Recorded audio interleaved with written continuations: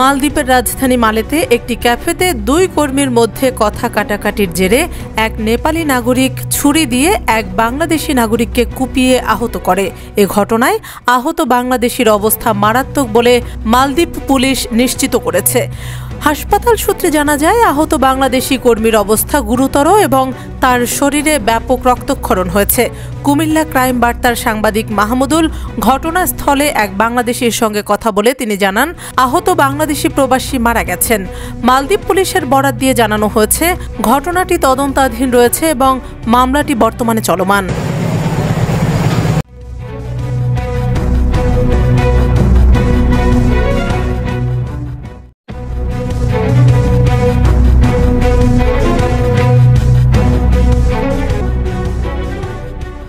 প্রতিবেদন মাহমুদুল, কুমিল্লা ক্রাইম বার্তা, মালদ্বীপ।